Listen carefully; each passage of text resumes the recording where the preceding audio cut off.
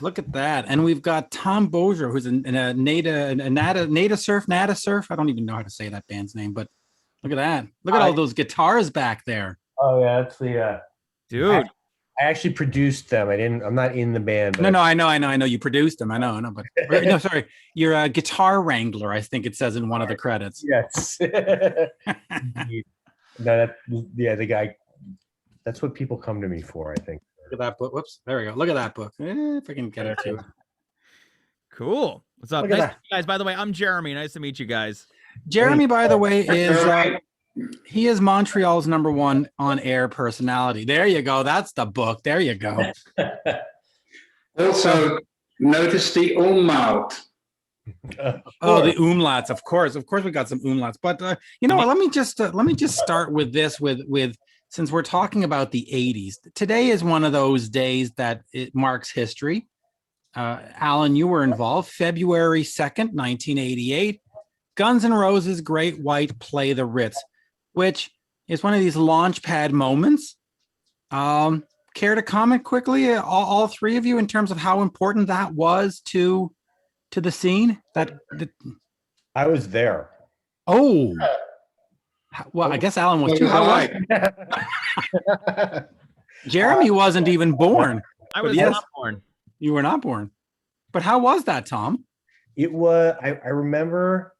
I won the tickets on either SOU or WNYU. I forget at which station. Can you remember how much?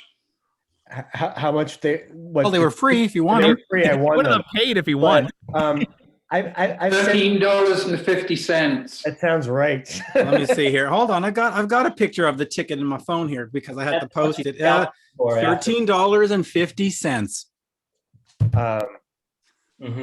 It was. I've said this to people, and it is not bullshit.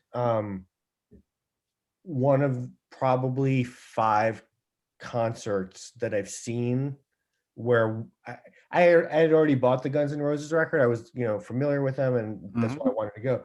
But where watching it, you're like aware that something is going down. I'm actually right now getting a little bit verklempt. Because as a 16-year-old, like watching that show, I remember standing there at the Ritz, which is where you went to see all the cool bands. But like so a million shows that I don't remember, and I just remember sitting there like, oh shit, this band is just amazing. Yeah. It was truly a like formative experience, and one that I remember to this day. It's just being like top 5 best shows all time. But what was so good about it, though? That's what I want to know. Because when you see greatness, you go to a bunch of shows and you just see a bunch of bands, and then every so often you hit one and you just go, those guys are going to be something. But dude, come on. There were so many bands at that time. What was so special about them? Jeremy, do you want me to explain it to you? Yes. Yeah, sure. Please. Spontaneity and confidence and attitude on 11. Yeah. So it was a combination of the songs, the attitudes, the personalities on the stage, the musicianship. It was just the vibe in the room. Yeah. Great White were MTV came to me and asked to film Great White at the Ritz, and of course, being the kind of person I am, I said sure. But my other band opens, and I think that was something like November or something. We were putting that on the calendar, and of course, by the time the evening came round, it seemed to be a sensible thing to let GNR close, because there's always one because the vibe then was really beginning to grow, and the White Ones played a blistering set to start with. Slash came running into the dressing room and said, "Motherfuckers, how am I supposed to follow that?" And of course, they did. Yeah. Yeah. Well, I remember just watching it. I saw it on MTV, like most kids did at that time, and it was enough that like we taped it on a VHS tape, and you watched it over and over and over, and then you knew those versions. as well as you knew the ones on the record. Like I knew every nuance of My Michelle, the way they played it that night. You knew every censorship bleep too. You'd go, Yeah. oh, But bleep, yeah, totally. bleep. But like you just, even through the TV, it was like, this was different than anything else. Hold on a second, guys. We're disappearing down a rabbit hole here. Which is fine. With nothing but a good times going on here. It's all about you, We're Alan. disappearing down a rabbit hole, and there is a segue.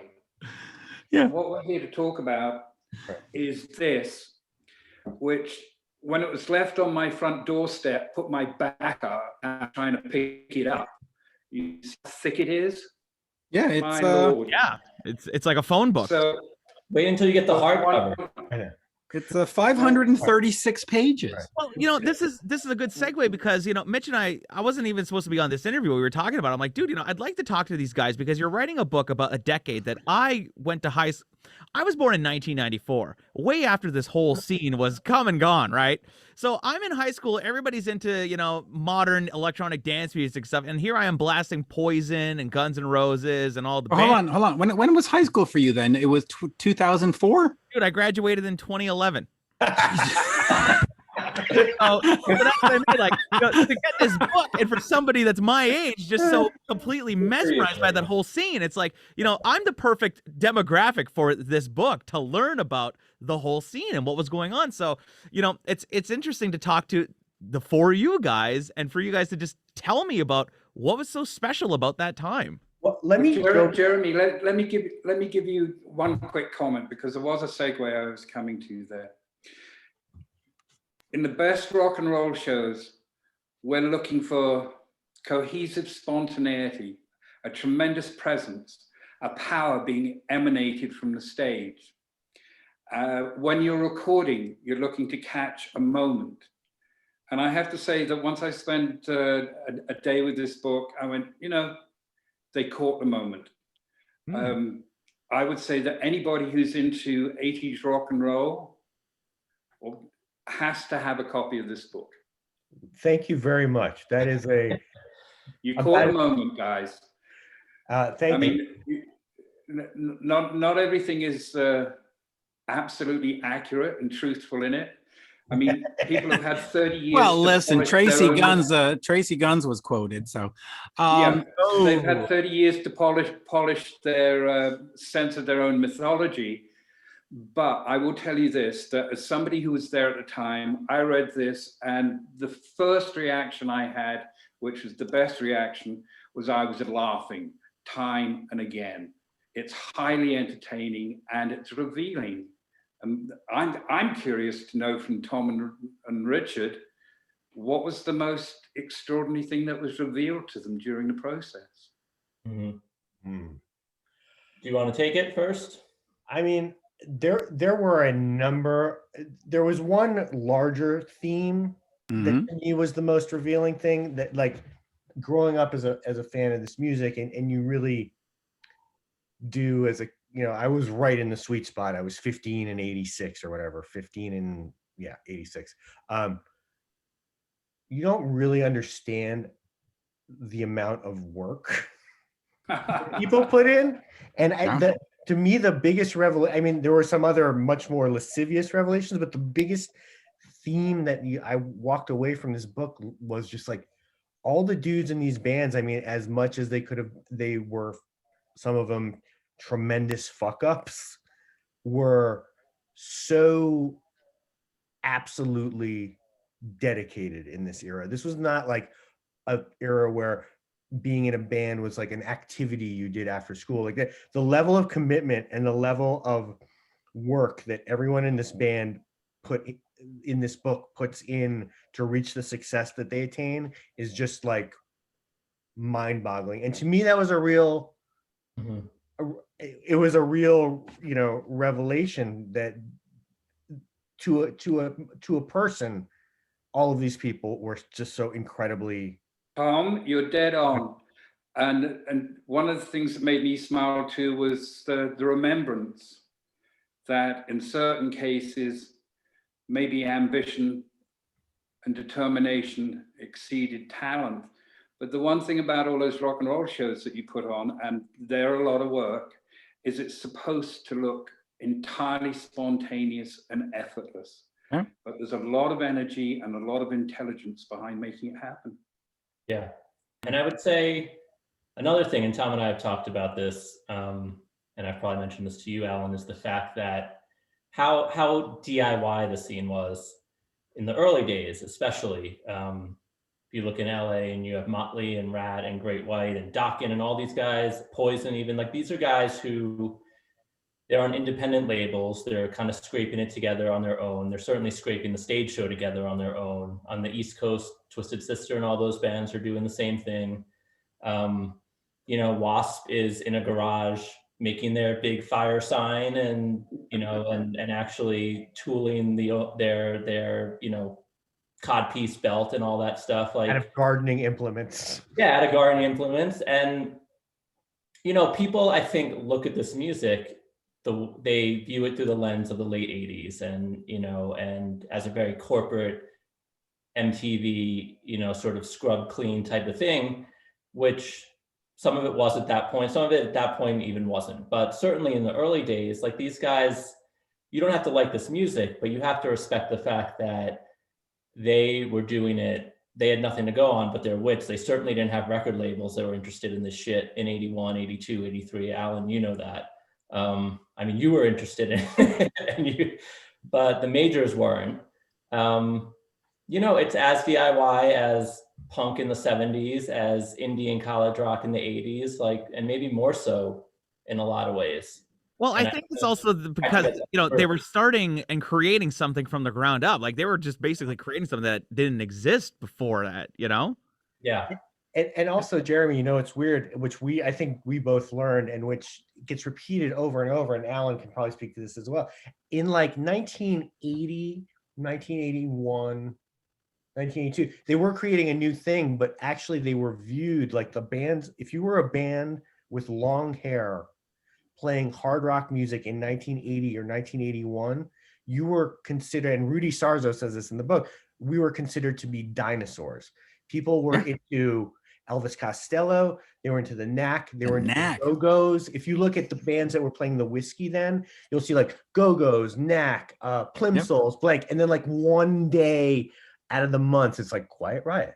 And then, you know, these bands, the mainstream record labels were just like, this is some old 70s new wave, man. Yeah. Everybody wanted new wave. These bands had to completely, you know, create it from the ground up, and you didn't realize that at the time that these, you know, when you're a kid and you're seeing Twisted Sister or Quiet Riot on MTV, you're not realizing like that these are dudes who have like just scratched their way to like getting a record label that nobody wanted to give them the deal, and everybody thought they sucked, and they somehow Let me ask you all of this. Do you think that's why these bands have survived and a lot of them are still touring in 2021? Touring, whatever it is now. But do you think that's why they survived? Because they had this no quit? Because you're right. I was there and it was all about the Knack, and it was all about, you know, Huey Lewis and Bryan Adams and Flock of Seagulls and Stray Cats. And these guys came in and they went, oh, they're dinosaurs. And then in the 90s, they were like, oh, throw them out. And then in the 2000s, throw them out. And yet they still survive. Def Leppard, Bon Jovi, Twist. It's just part of them, I guess, right? I mean, they have that scrappiness, you know, that was maybe masked during the big glitzy late 80s, but it's still embedded in them. And yeah, I mean, Alan, I think, is the one in the book you talk about, like a flock of Durans, and you sort of mash up all these bands, and that's all the labels were interested in. But, you know, a lot of these bands, like, they've been there before, you know, the way it was in the early 90s, like they saw that in the early 80s and so on. And so, you know, yeah, they tried to reinvent themselves, a lot of them, and fit in with the times. It usually didn't work. On one or two occasions it did, but yeah. I also two aspects to survival. Mm-hmm. And I think it's a Rudy Sarzo quote out of the book. Correct me if I'm wrong, guys, but there's an awful lot in there to recall. But I think Rudy said, it's what you do. So that's a part of it.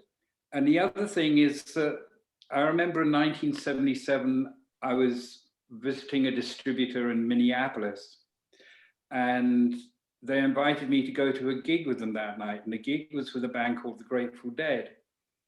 And I was moderately surprised that there was a big arena show for the Grateful Dead. This is 1977.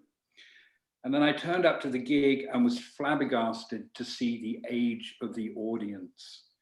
They were much younger than I were. So there's a generational aspect. And if your material and if your recordings are good enough, they speak to subsequent generations. That's a test of all art. That's a test of all, time is a test of all art.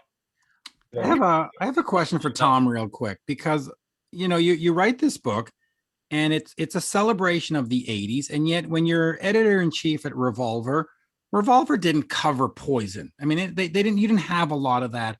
Right.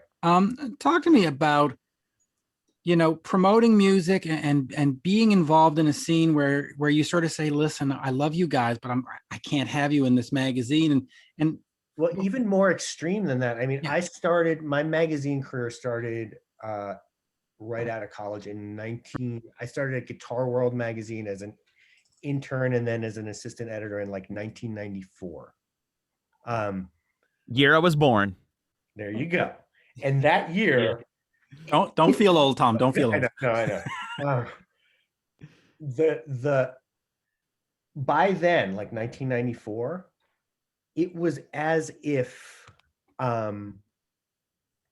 Poison was Poison in 1994. But it was as if the shit never happened. Like, I'm working at a guitar magazine that had all these guys on the cover and stuff, and it had completely already transitioned into grunge. Like, we were covering Soundgarden, we're covering even Presidents of the United States were on the cover, like Smashing Pumpkins, Pearl Jam, like maybe when Cinderella put out Still Climbing, maybe there was half a page. You know what I mean? The music was so toxic at that point that, like, there's a point in the book where Tom Kiefer says that on I think it's on the Still Climbing tour, they're going to play in Seattle and the radio station won't even sell them advertising time to advertise their show because they don't want to be tainted by Cinderella. And then, but to move to Revolver then in the 2000s, we covered it once. You covered it once accidentally. We covered it once. No, who let that in there? In the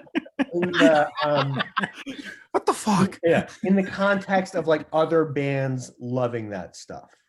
So like when Dan Jacobs of Atreyu like would want to do, and then we had a thing called Rebel Meets Rebel, where we would have like old like guys talk to their idols. It just wasn't it is a weird thing. It wasn't like what I don't think our readers wanted to read about. They wanted to read about, especially in 2000. I mean, it was a different, like I started that magazine. I mean, it was Drowning Pool. It was all those bands I could barely sell a 200 seat, $300 seat club now. We weren't even really covering. Bodies did hit the floor. Slayer was even having a tough time in 2000. Like Slayer, Pantera were doing a tour that wasn't really selling. You know what I mean? Like they were still Slayer, but it wasn't like. Yeah, but what was it? What happened to the music scene though, where it's like, okay, everybody talks about how Nirvana killed, all those bands and stuff, but why did those bands all of a sudden become like persona non grata and like Mitch said, Poison? Like, why did everybody just stop caring about them and sort of pretend like it never happened? Like, why did that happen? I want to hear what Alan has to say first. It's because Alan retired and there was nobody there to But like, carry the flag. Well, Mitch, we were just saying how, you look at Def Leppard and Journey and Guns N' Roses and Mötley Crüe and all those bands, they can still sell stadiums. Whereas all those 90s bands where everybody in the magazines and the record labels were like, oh, we got this hot new band. They're going to be the hottest, biggest thing. Jet's going to be the next new band. Or like Lit or like all those bands. And it's like, they can't even sell out a bowling alley now. Whereas those bands with those iconic songs from the 80s can still go out and do a stadium and play, the big arenas and stuff. But there was 10 years where they couldn't do anything. Yeah. But what do you why do you think it came back? You know, I don't think, well, why it came back, I think, you know, it's just nostalgia, but there's why it died in the first place. I don't think there's any easy answer. Like, I think, you know, the Nirvana thing. Oh, yes, there is. Too many power ballads. It just got bored. And every time you turn on the radio, here's a new fucking ballad. It's like, shut the fuck up and rock. But they were working, you know, like, I don't think, you know, yeah, there's Nirvana, and that's part of it. There's what a lot of these guys say in the book. I think Fred Curry says it, a few other people, that a lot of the bands were putting out kind of shit records in 90, 91, you know, like, it wasn't their best work. People were tired of it. A few people in the book say that they kind of killed their own scene just with subpar material, but you combine that with the Nirvana stuff and the grunge stuff, and like, you know, and just sort of the changing of a new generation of kids coming up. I mean, I was a teenager at that time. I loved all this stuff, but I sort of transitioned out of it. I didn't turn my back on it. Like, I still listened to all this stuff, but I certainly didn't think that Poison and Warrant looked as cool as the Red Hot Chili Peppers and Soundgarden and Nirvana. Like, they just didn't, to a kid that at that time, you know, and so you move on. Do you think it was also the attitude of the bands at the time? Because you kind of went from, you know, Bret Michaels dressing like Bret Michaels, and then, you know, Soundgarden and all those guys coming in with this toxic masculinity of like, oh, I'm not some fucking pussy dressing up in makeup and wearing spandex. Like, everybody was just like roadies and like the average Joe working the garage. Like, there was nothing about being a rock star anymore. It was like anti-rock star. You guys have already answered your own question. Right. And one of the consistent things that comes out in the book, and Richard put it in terms of D.I.Y, is obviously you guys can get the perception that most of the cognoscenti working for the major labels didn't like the music, didn't think it was cool, didn't connect with it. The whole reason why Unplugged started was a bunch of guys sitting in Manhattan who went to Manhattan clubs, working at MTV, were pissing and moaning about the bands that they were having to play on air. And their idea was, let's do an acoustic set with them and show people that they really can't play. Well, that worked out well, didn't it? I mean, there's also a thing in the book which I think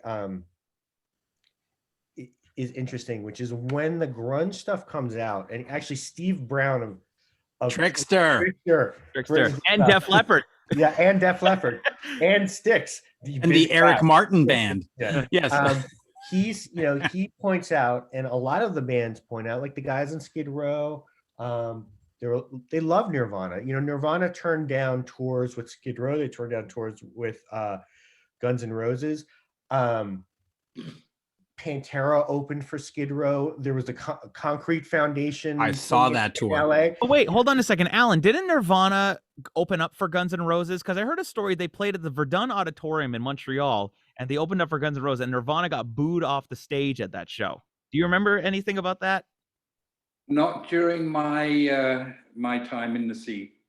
Mitch, do you remember that? No, and I went to all the shows. I don't think they ever played together. I think. No.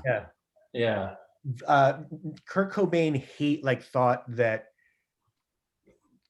Well, two things. So the bands did for a while. I don't think that, like, I saw at the Cat Club in New York City a show where Alice in Chains opened for Extreme. So there was a period where you didn't have to pick a side. There was a weird period where you had, you know, the quote unquote hair metal. November 1996. Yeah, that was the day. One day. That day. But where the bands were coexisting, and I don't think the 80s bands thought that these Seattle bands were going to completely replace them. They were like, oh, there are these cool bands from Seattle that wear torn jeans, and like, well, they have really good songs. They should come on tour with us. And to your point about Nirvana and I'll shut up, Rich, I promise, and Guns N' Roses, the real truth of the matter is, I think while Nirvana did not kill hair metal, Kurt Cobain despised hair metal. He despised the gender politics.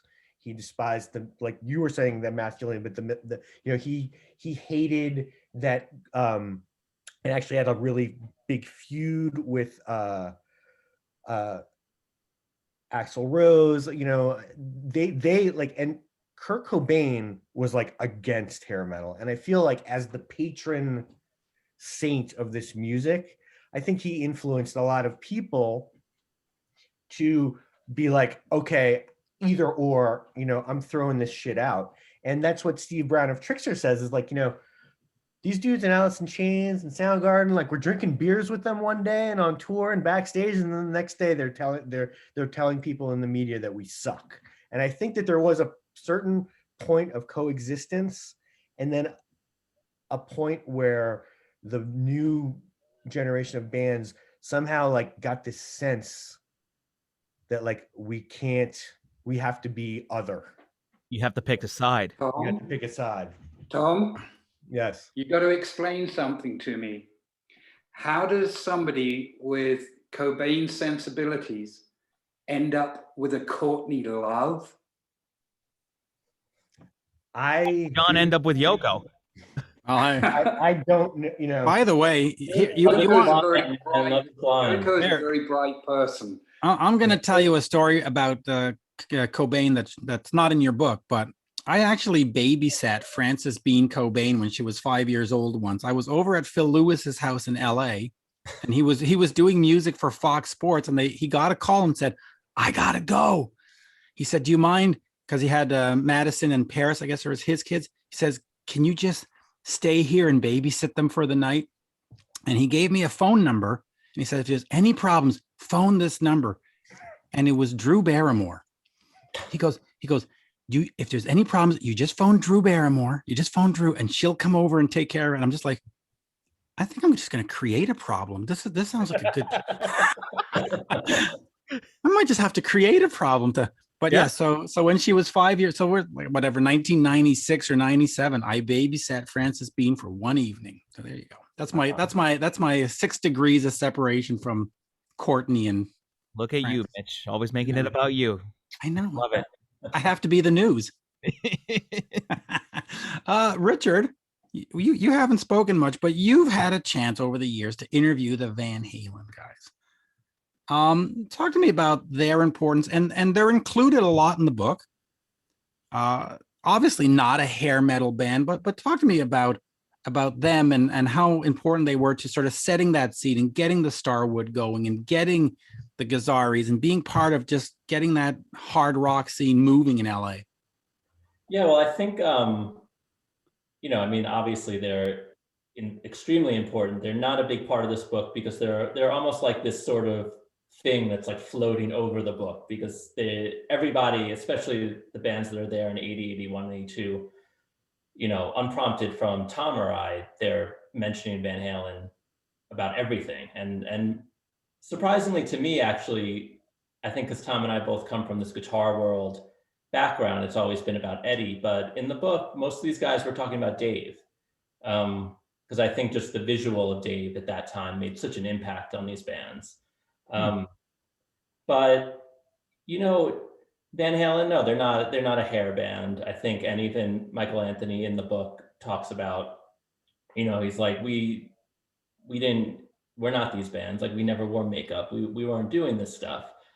They came from a different background. But I think that you don't have this scene. I mean, you have this scene without Van Halen, but it's a very different scene. I think one of the things that we found interesting, Tom and I have talked about this, is the fact that Van Halen gets signed, and that doesn't necessarily lead to the scene exploding. It's actually quite the opposite. And I think Wild Mick Brown says it in the book, because the boys were obviously playing with Van Halen at the Starwood and all that, and supposedly Gene Simmons came to see the boys, not Van Halen. He takes Van Halen back with him.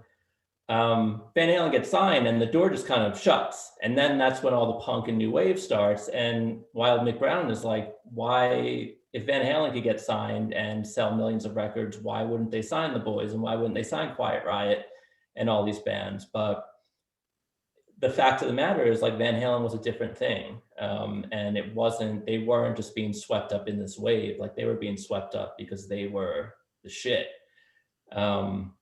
so yeah, they sort of influenced what was to come, but they were really separate from it. And there is this distinct break between when they're there and then there's nothing.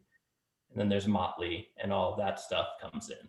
Right. Where in the late 80s when Sam's in the band at the height of like OU812 and Guns N' Roses is one of the biggest bands in the world, where did Van Halen sort of sit in on the totem pole of rock bands at the time? You know, I don't even then I don't know that they were obviously touring with these bands and all that stuff, but you know, as somebody speaking from the fan perspective, which I was at the time, I didn't think of them. I thought of old Van Halen as part of that scene, but I didn't think of, you know, the Sammy Hagar era as like the same thing as my Mötley Crüe and my Guns N' Roses and like all that stuff. It felt a little more like adult, you Right. know? Yeah. A little nicer. But even when you got to into be the fair, 90s well, I was just going to say, just real quick, and then I'll get to the 90s. But to be fair, Alice Cooper, Kiss, Van Halen, they sort of started chasing the trend. I mean, they sort of became hair bands de facto, right? Not so much Van Halen though. Like No, they, not Van Halen. you know, I Can't Stop Loving You, and come on, that's yeah, but Eddie has his parachute pants on and he's just doing his thing, you know, like they're not. By the way, like, Can't Stop Loving You is like 95. That's balanced, by the way, Mitch. I feel like Van Halen became what one could, and I love Eddie, like he's the greatest ever, but it's like that iteration of Van Halen became what I think one can refer to as like corporate rock. Yeah. You know what I mean? Like they were just a hit. Yeah. Love machine. Walks In. Yeah, listen to When It's Love and, you know, those. It was like Genesis. They were like Genesis, or I don't know what other band you want to put in that. Well, you're true, actually. Invisible Touch for Genesis was very, very corporate rock. Yeah. Alan, was Guns N' Roses corporate rock? He's going to reach through this and slap you, but go ahead. Of course they were. They were signed to a major corporation of which Geffen was a part. Anybody who's signed to a major corporation is by de facto definition corporate rock. But you know, the other thing is we're inclined to talk in terms of genres and cliches and hairband and so on and so forth. You got to keep in mind that, you know, with the development of that rock and roll wave was the MTV factor. And the MTV factor took it from being pretty much exclusively aural experience, where the music went into your ear and your imagination got to work, to literalizing and massively demanding that you have some sort of visual presence. I mean, you know, did 38 Special have a visual presence? No, they were just a radio fixture. So, you know, there were bands that were doing really well, radio bands doing fine, and then we had to deal with MTV, which was a pain in the ass. But would labels kind of like cave to the pressure of MTV and say, like, sit in their boardroom and say, okay, wait, cave to the pressure? They had a new outlet to market their product to kids in their homes on TV. They weren't caving to pressure. They were sending over big old baggies of blow and taking them out to dinner. Get my band on your TV show. I mean, right. Alan, do you think, because we talk about this in the book too, but like do you agree that Quiet Riot, Come On Feel the Noise, that video getting on MTV is really the singular spark that like started? Tom, that was the can of kerosene. That was the can of kerosene. That was going at the country club to maybe go and see Lita Ford play or something. The big screens there, you know, between the bands and the videos on the big screen, and everybody's going, "Oh my God, here we go." And that was, I mean, it doesn't happen without that and the sister video, right? Like, I don't think that. Yeah. No, radio was a very progressive thing. Back in the day, there was a loose sense of formula that if you managed to get signed, that if you managed to get somebody to take an interest in your band, and most A&R people weren't particularly hip to rock and roll bands, if you got signed, your first record had to get to about 100,000 units. Then you might get a shot at a second one. If your second one doubled that or got to 300,000, you'd get a shot at a third. And it was progressive because it took time to get these bands and their tracks placed on radio and get them into rotation and so on and so forth. And of course, along comes MTV and suddenly Poison are an overnight success. Right. Well, that's because they're fantastic. Yeah. Yes, don't need nothing. A good time. You know, there's an irony in that title in the book because a lot of people definitely had very hard times getting there and hard times after they got there. Yeah, well, that's very perceptive to say, because that was a conversation that we had, Tom and I, and then also with our publisher, that like, I mean, look, it's a great title and it's sort of instantly recognizable and it does sum up this era in a lot of ways, but this book isn't all about a good time. Like there's actually a lot of struggle and there's, you know, that's not what it is, but yeah.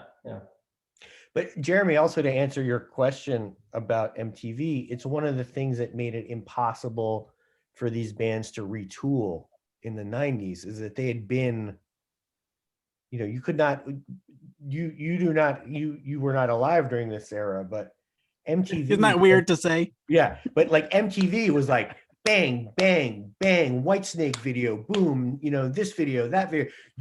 Those guys, you know, the guys in Nelson like couldn't go to a mall without starting a riot, literally. Like if they went together to a mall, these musicians were made celebrities by MTV. So like overnight. Why did Guns N' Roses explode, Tom? Because the Welcome to the Jungle video is awesome. Yeah. Yes. And Sweet Child of Mine. No. Now, by the way, speaking of malls, the Trickster guys were all at the Paramus Mall, so there were people at malls.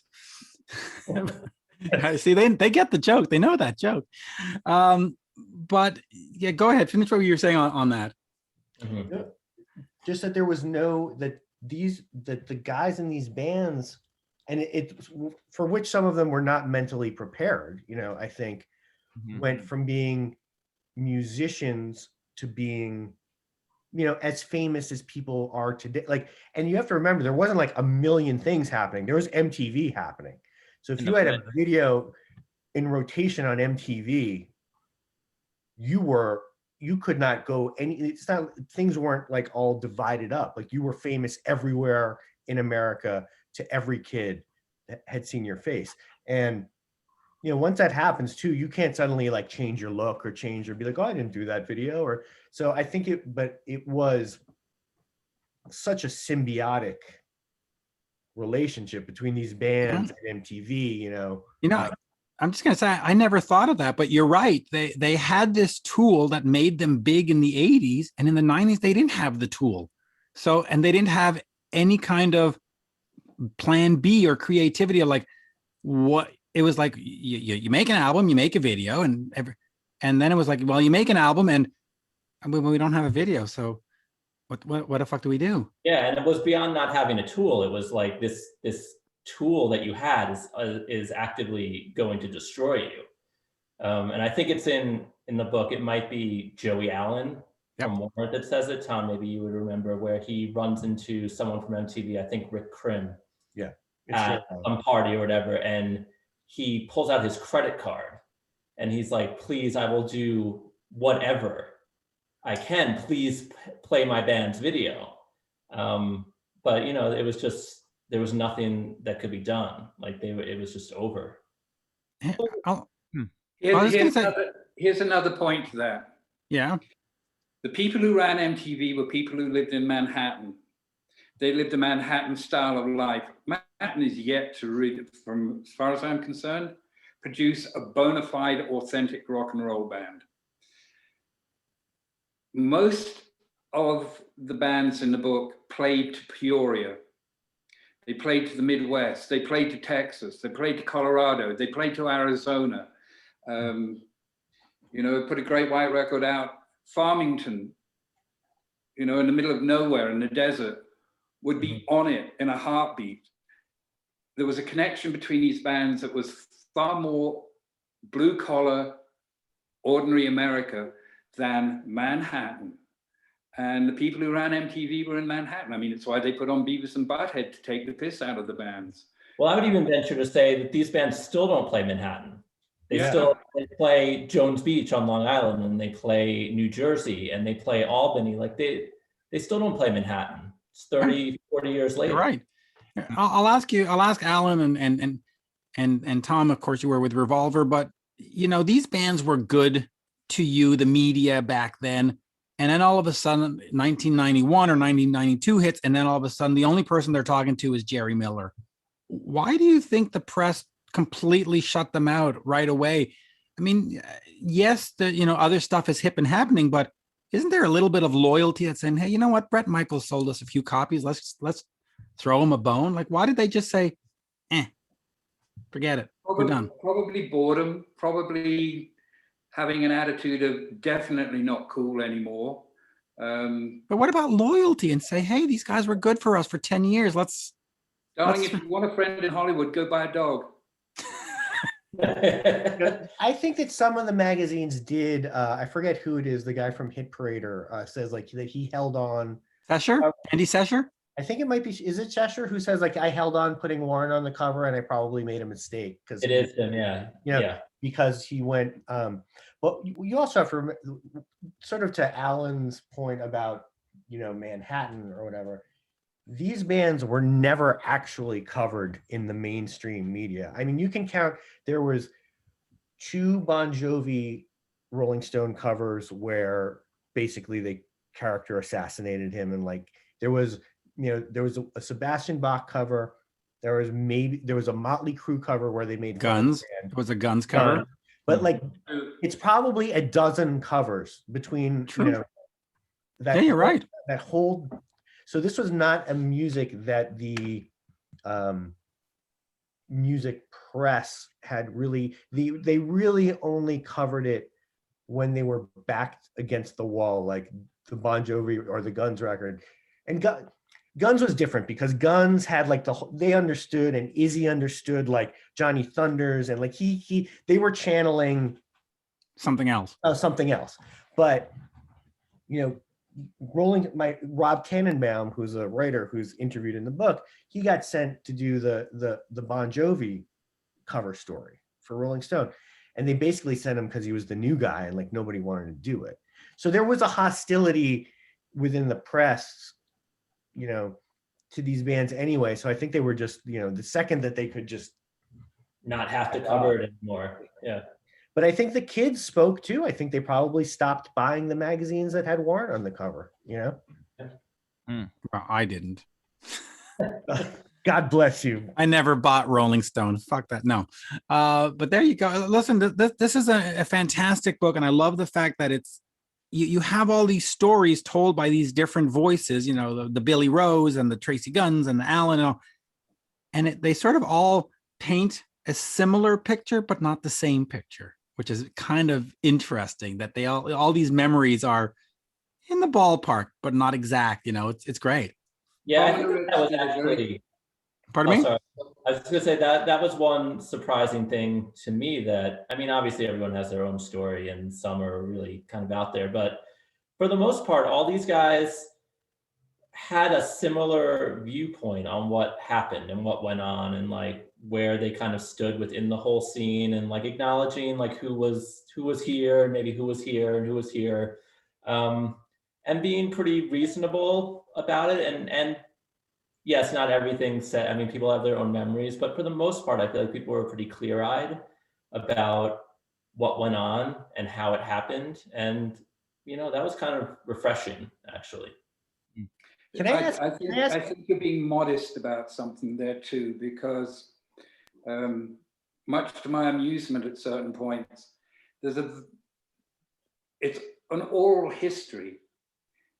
But what you cannot miss with this book is the skill in both getting the original material, the interviews, and then there's a delightful skill in the editing because there are themes in this book, and there are moments when there's editing to make it seem like there's a conversation going on.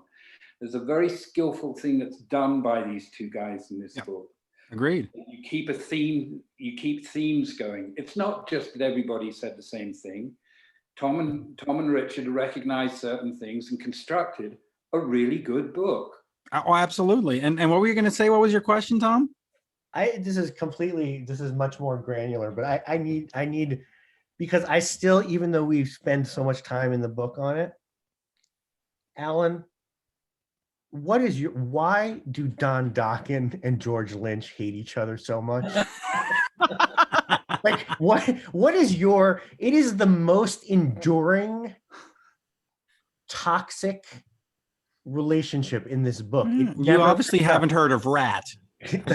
Like, do you have, is there anything that we don't get to in there? Like, did somebody, like, what, have you ever seen those two in a room? Like, what's the deal?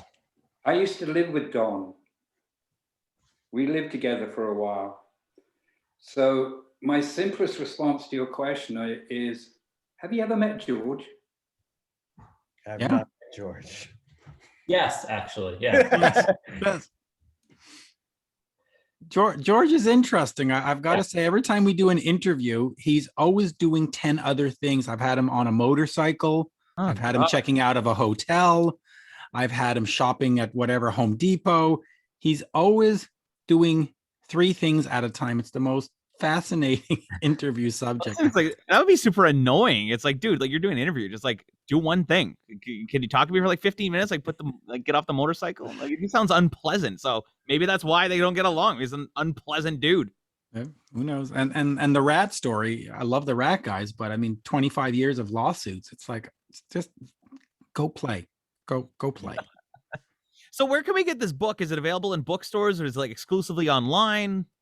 It will be out. It will be in bookstores. You know, when you can go to a bookstore. It's out March 16th. It is certainly available for pre-order everywhere, Amazon included. But yeah, it'll be in stores March 16th. And Great book. Yeah, it'll be. Hopefully, it will be widely available. We were lucky enough to really end up with a good publisher. So, and it seems like they're really doing it. So it should be annoying. We're hoping it's annoyingly available. Yeah, and I'm going to ask one last question to Tom, because I'm just curious. But you look at all the music you've worked on with Jennifer O'Connor, Kate Tucker, Nada Surf, and all these people. Completely outside of what this stuff is. Do you bring some of that 80s love or that 80s music into them and their production style, or do you just compartmentalize? Big word for me. How do you deal with that? I bring it in that, like, the ideas that I have are stealthily all these ideas. So if I'm like, hey, why don't you try, bum bum bum, I might be like telling them to try something from Cry Tough by Poison, and they don't, like, there's no one who talks to me for more than 5 minutes who doesn't know, like, that half of my brain. Yeah.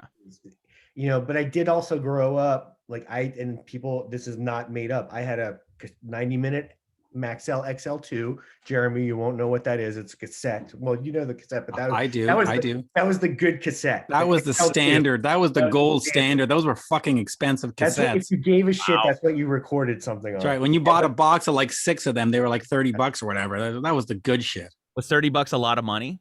Of course. Yeah. That's a lot of money for me. To a 15-year-old kid, it was. Yeah. But I had one that I was like kind of on parallel tracks. I had one that on one side was Poison, Open Up and Say Ah, and the other side was Husker Du, Flip Your Wig. So I was into the indie and the glam metal at the same time. So I can code switch pretty effectively. But I'm always sneaking it in there because those are the things that informed me musically. But like, I won't necessarily, like, somebody we haven't talked about at all here and who deserves mentioning because I think he was actually one of the great songwriters of the era, is Janie Lane. Yeah. Whose birthday it was yesterday, February 1st. And like, dude, I'm, you know, I'm always slipping in because he had like key changes and like he was a great songwriter. So yeah, it's in there. I mean, you got to be a little careful because people can, you know, yep. You don't want to be like, try this thing. And here, we'll listen, go around the room. Record. Listen, Mitch. Honestly, at the end of the day, cannonball snare sounds great on everything and anything. Yeah. So, last question. True or false? Mutt Lange was the greatest producer of the 1980s. Was and continues to be the greatest songwriter and producer to come out of that decade. I don't necessarily. What? I mean, you know, I think it depends what you think of as the greatest. Like, I don't, you know, I mean, look, you could look at a guy like Tom Werman, who people have differing opinions on. Love Tom. But he certainly had his fingerprints all over a lot of those records, and he certainly had a lot of guys copying what he was doing, you know. Yep. Mutt's strength is ear candy. Mm-hmm. Yeah, and ear candy sells, and it sounds great. Jeremy, not necessarily nutritious, and not necessarily something you want to eat every day, but Mutt's strength is ear candy. And painstaking construction of it is a deep spiritual, emotional, or attitude represented in the things that he recorded. Not very often. I disagree because I really think there's a lot of intention behind the production style that went into Def Leppard's music and the songwriting and the crafting of that, especially the sonic landscape and how those records sound and were mixed and put together. Even Foreigner 4 and even the AC/DC stuff. It wasn't just, you know, there was thought. I also like to think that a lot of those 80s bands sort of fell into a great producer at that time. Go and check out the work of Daniel Lanois. Okay. The French guy. Canadian. Quebecer. Yeah, Quebecer. Wow. That sounds French. Yeah. But yeah, I was saying, you know, like all those records. Anyway. Well, let me just last point on that, you know, talking about Mutt, you know, I just think as a fan that came in like way after the scene, you 2011. Listen, stop it, you listen to an album like Hysteria, okay? And then you go and listen to an album like, I don't know, Shout at the Devil or like one of those albums. It's a completely different sound. And one of them sounds pleasurable to me. And one of them is really rough around the edges. And okay, yeah, it does suit the music, but it could have been produced and sound a little bit better. And I think in the 90s, they kind of had that sound as well. Everything went from being super produced and super organic and like rough around the edges, like crappy mixes and 2 microphones on a drum kit in a garage. Like a lot of that music sounds like crap. And I just like well-polished, pleasurable sounding albums. Michael Wagner, who produced, Warrant, he mixed Master of Puppets and he mixed the first Poison record. He produced Stock, and you know, he was all these. I was interviewing him and he says, to your point, that when Hysteria came out, that was the record that everyone, like, that was, bands were coming to him and being like, this is how I want my drums to sound. Mm-hmm. So I'm not even gonna lean. I think he's a great producer. I think he's his voice too. We have no idea how much of Mutt Lange's actual singing we hear on all these records, which is a lot. 90% of it. Yeah, but that was the band. Like, you can fall anywhere you want on it, but it was like the sonic benchmark. Like the band's like, I want this. Make me sound like sounds this. Pleasurable. It sounds nice. The greatest news of 2021, and I know we're only February, it was when Bryan Adams said, Mutt Lange's producing my next record. And I just went, yeah, that'll make up for COVID. Thank you. There you go. So on that. I think Alan and I are going to have a big discussion about Mutt Lange and 80s production at some point on my show, because it needs to happen. We need to do it. There we go. All right, guys. Well, this is awesome. It was great to meet you, dudes. And I think we sold a couple of books. Pleasure to meet you all too. Yeah, Alan, thank you so much for your help and participation in the book. And you know, in your interviews and in behind the scenes, connecting us with people, it was truly, we probably couldn't have done it without you, seriously. So thank you so much. Well, of course you could have, but Richard is someone I've respected for a very, very long time. So of course I'd help him. And I hate rock and roll books. They all conform to the same arc.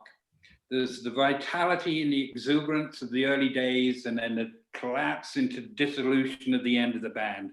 And all rock and roll books have that arc. So I'm very loath to pick one up. I definitely wanted to pick yours and Richard's up because, as I say, I've respected Richard for a long, long time. And it was a pleasure that I was laughing straight away. So if you can make me laugh straight away, darling, you got yourselves a great book. Oh, thank you. And it is. It's a fun read.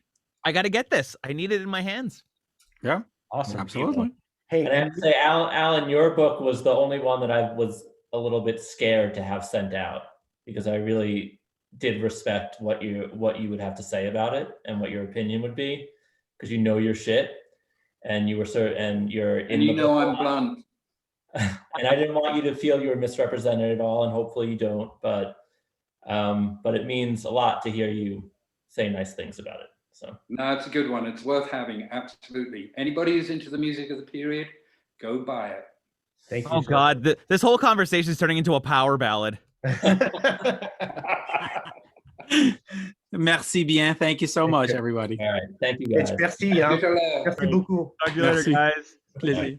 See you later. Thanks so much.